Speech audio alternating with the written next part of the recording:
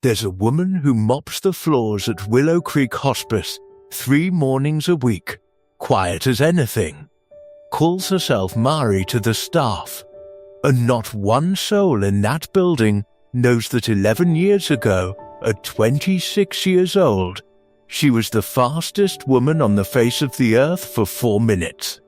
Her name is Marion Vance. She's 37 now. And I'm Grandpa Ben, folks. This here's her story. Marion won her gold medal that year, on a track in front of 80,000 people screaming her name, a finish so close they had to review the photo twice before they were sure. For those 4 minutes, she was, by every measure that mattered that day, the fastest woman in the world at her event. What came after that race is the part nobody much talks about. The endorsement deals. First, more money in 6 months than her daddy made in 20 years driving a delivery truck.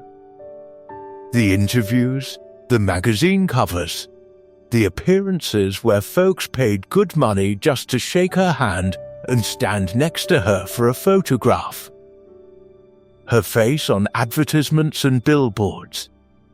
Her name in headlines she never wrote and mostly never even read. For about a year, Marion did what everybody expected a person to do with all that. Went to the galas, signed the deals, smiled for the cameras, real smiles at first, because it was strange and wonderful and she'd worked her whole life to get there. But somewhere around month 8 or 9, she started noticing a particular kind of tired that sleep didn't seem to fix. The tired of being looked at constantly and known by almost nobody. A stadium full of her name and not one person in it who could have told you what she took in her coffee. The breaking point, if you want to call it that, came at an awards dinner in a ballroom bigger than most churches, where a sponsor handed her a check for an amount that made the whole room gasp and clap, and Marion stood there smiling for the photograph with that check in her hands, and felt nothing, not ungrateful exactly, just hollow, the way a trophy case looks impressive from the doorway and empty once you're standing right up close to it. She went home that night, put the gold medal in a dresser drawer, and didn't touch it again for the better part of a year. She didn't announce anything, didn't hold a press conference, didn't write some big statement about walking away.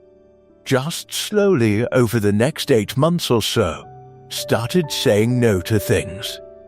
Fewer appearances, fewer interviews.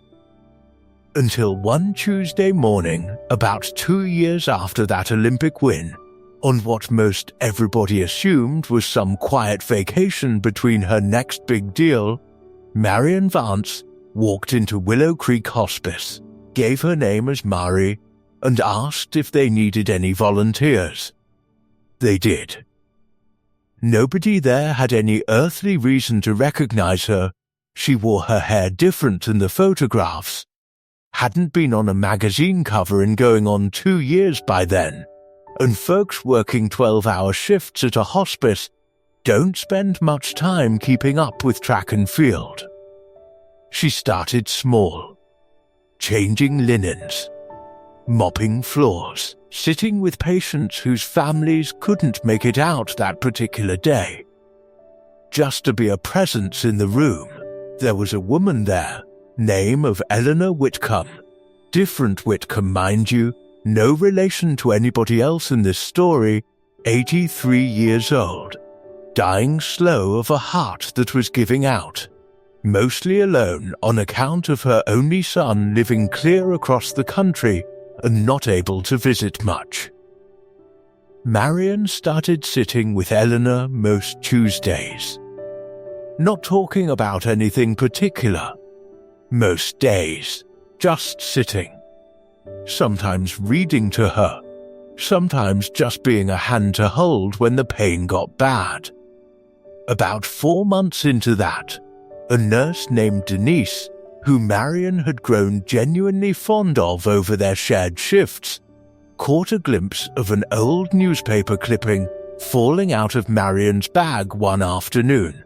A photograph from that Olympic race, faded, folded soft from being carried around. Denise looked at the clipping, then looked at Marion, then looked at the clipping again, putting 2 and 2 together slow. "That's you," Denise said, more statement than question. Marion didn't deny it. Asked Denise, quiet, please not to say anything to anybody, not out of shame, she said, but because the second folks in that building knew who she was. She'd stop being Mari who mops the floors and started being the Olympic champion doing charity work, and the whole shape of what she'd built there would change overnight. Denise, bless her, kept the secret.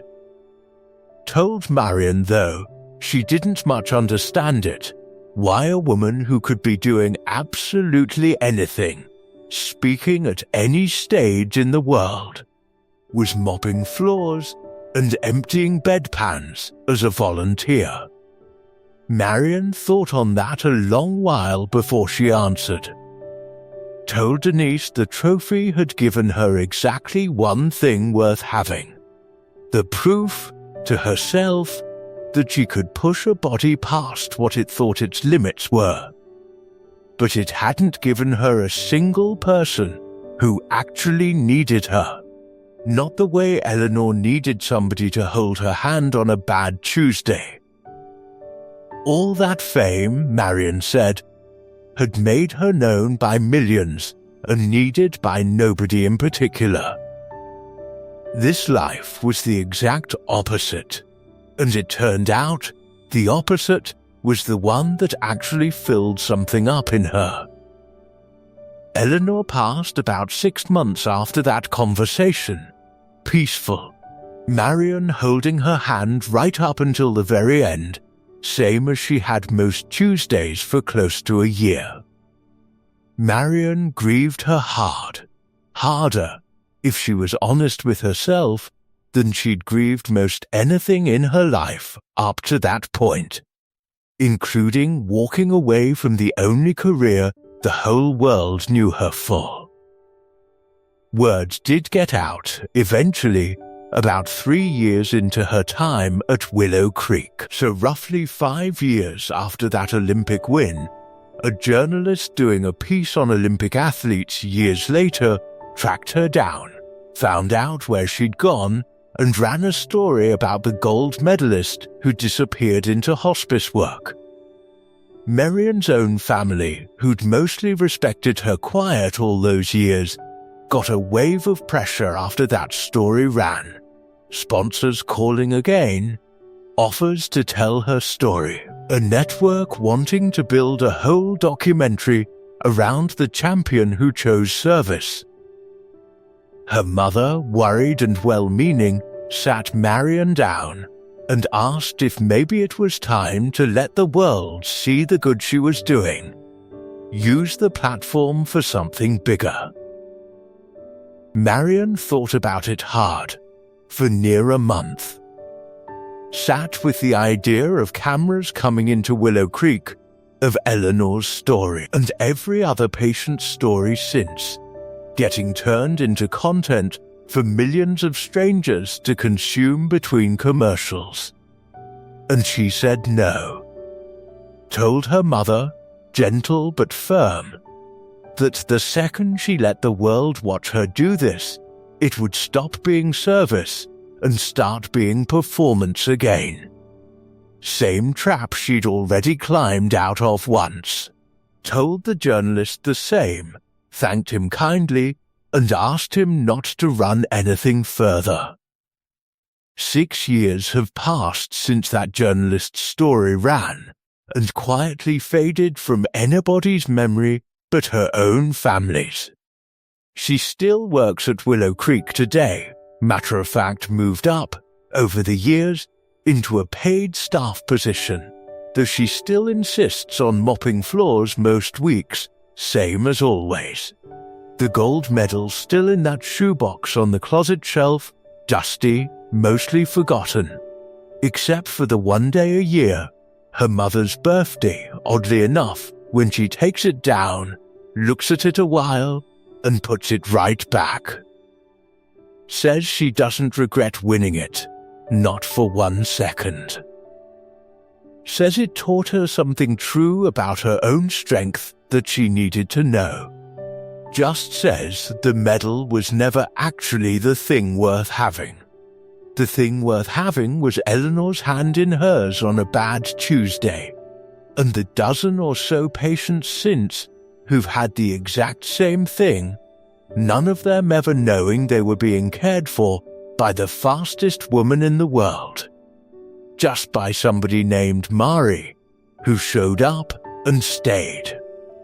Now, maybe you never stood on an Olympic podium, but I'd wager most of you watching this have got some version of that gold medal sitting in a drawer somewhere, some achievement you've been told matters more than it actually does, some applause you keep chasing that never quite fills you up the way you thought it would.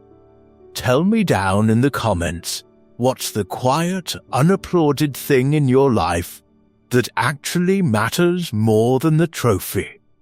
And if this one found you at the right moment, stick around, folks. I've got more stories like it. Every week.